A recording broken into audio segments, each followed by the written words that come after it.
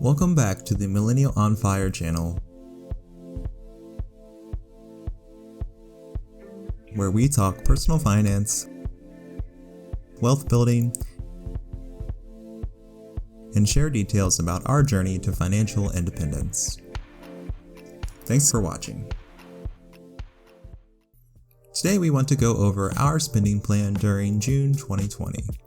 If you are new here, me and my wife are middle-class Americans with no kids working towards financial independence. Our initial goal is to accumulate a net worth of $1 million. If you are interested in following our journey, please hit the subscribe button and give this video a thumbs up if you enjoy this content. It's totally free to do and it really supports our channel.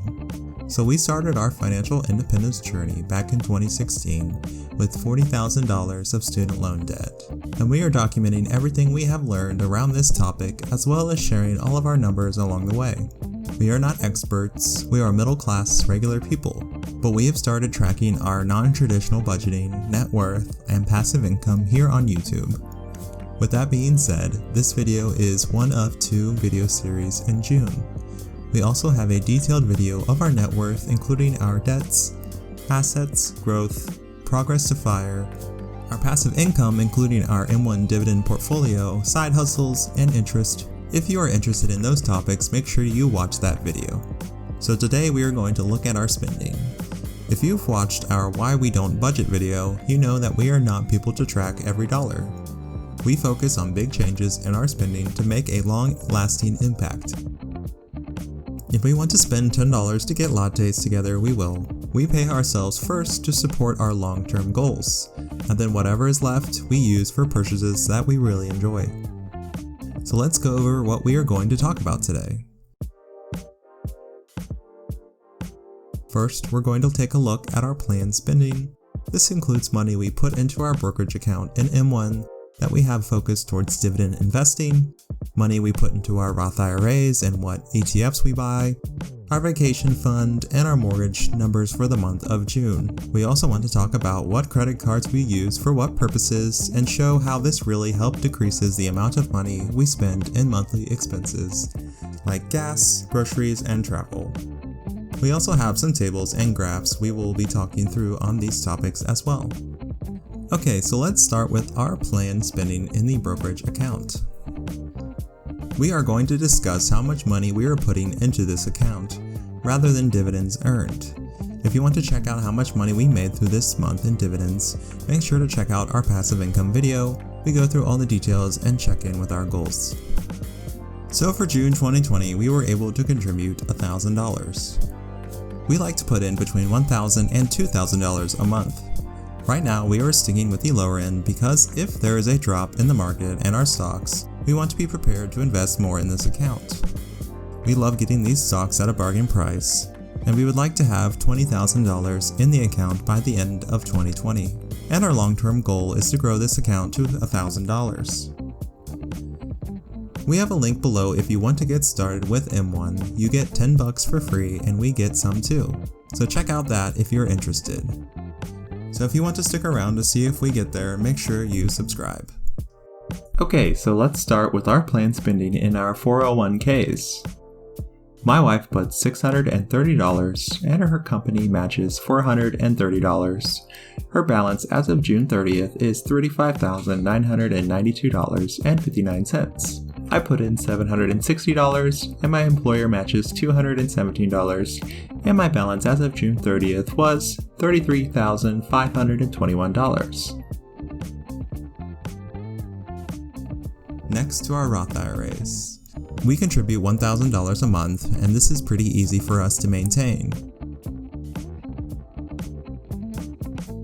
My wife bought 1 share of VTI and 3 shares of B&D, and I bought 2 shares of VIG and 1 share of VGT. Our goal for our Roth accounts is to max out the accounts, which is $12,000 a year, and we will hopefully get to this by the end of 2020. Next up is our vacation fund. This fund has been up in the air due to the uncertainty of COVID-19 and the restrictions it has placed on traveling. We have been contributing pretty inconsistently because of this. The purpose of this fund is to have access to money in case we are able to plan a trip. We have the mindset that whenever we have a good opportunity to go on a trip because of good flights, timing, or whatever it may be, we can do it, so we put money into this account. So this account really doesn't have a set goal amount because we're always pulling money out of it and contributing. In June 2020, we put $1,060 into our vacation fund, totaling the fund to $3,060. We aimed for $400 to $800, but whenever we have a little extra money, we like to put it into this fund or the brokerage account. Next up is our mortgage. Nothing too interesting here, but we have a 15-year mortgage with a 3.25% stated interest rate. Our payment is $1,474, and I want to make sure that you know that this includes real estate taxes and home insurance. But we always round up our payment to $1,500 to get the extra principal payment. The last category in our planned spending is our emergency fund. We keep this money in a high-interest savings account, so it does accumulate some passive income, which we share in our June 2020 net worth video. This is fully funded, but we occasionally will send over $500 to $1,000. Our bare bone expenses are $2,500 a month, so for the 6 months of an emergency fund, we need $15,000.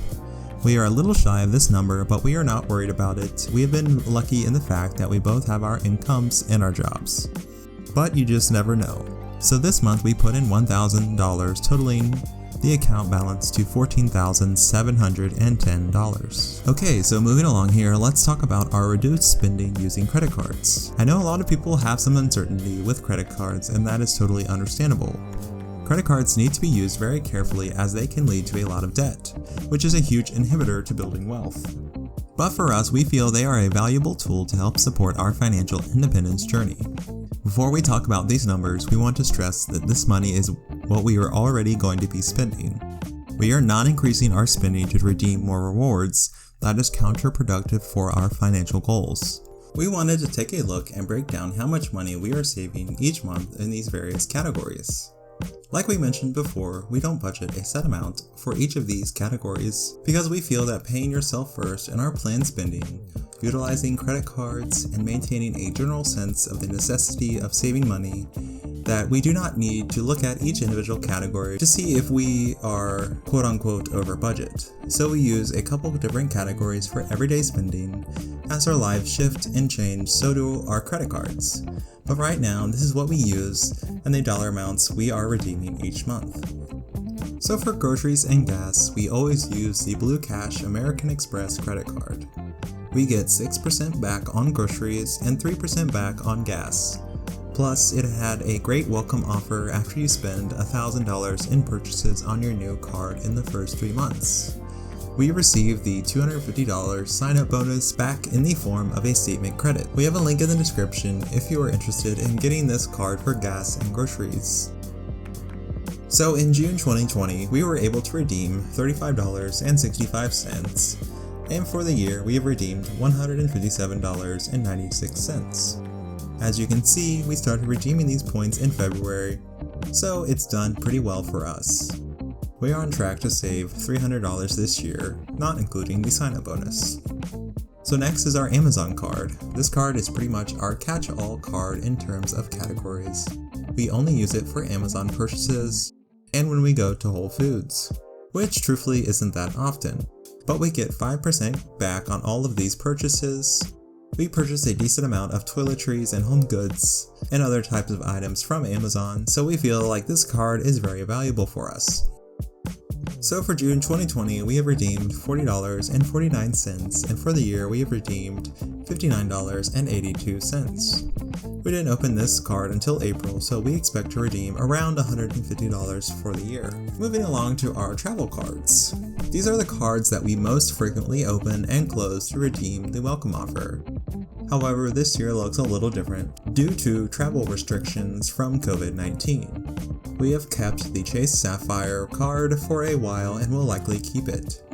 We like this card because 1 point has a 1.5 cent value, which is pretty high compared to other travel cards.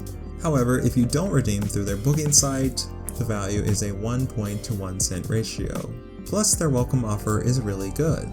If you spend $4,000 on the card in the first 3 months, You're rewarded 60,000 points, which is equivalent to $750 in travel bonuses.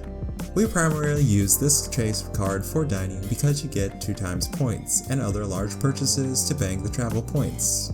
Also, we just learned if you go through the Chase website and click Earn Bonus Points, you can shop at almost any store online and get double, triple, and sometimes 10 times the points. I recently discovered this and will definitely start using it.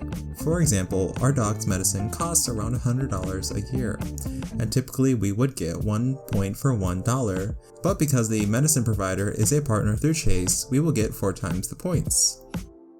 We also keep all of our subscription services on the card for the 5 times point bonus. We have a referral link down below if you are interested in signing up.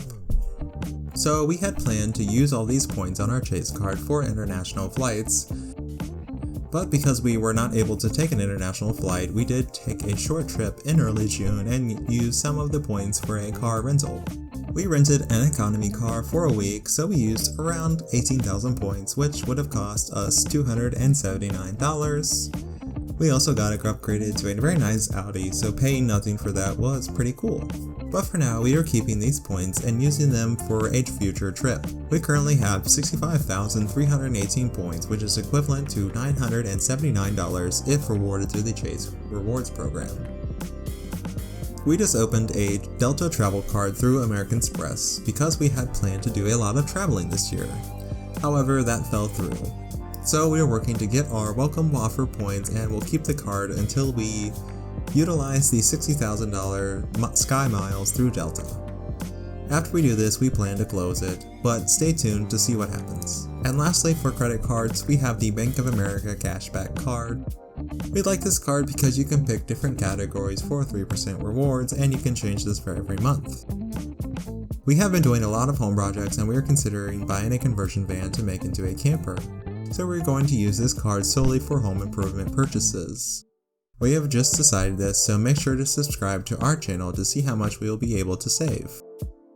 Okay, so that's it for today. That is our detailed breakdown on our non-traditional budgeting. If you like this video, make sure to give it a thumbs up and subscribe to our channel to watch our journey towards financial independence. Make sure to check out our passive income and net worth videos as well as part of these series.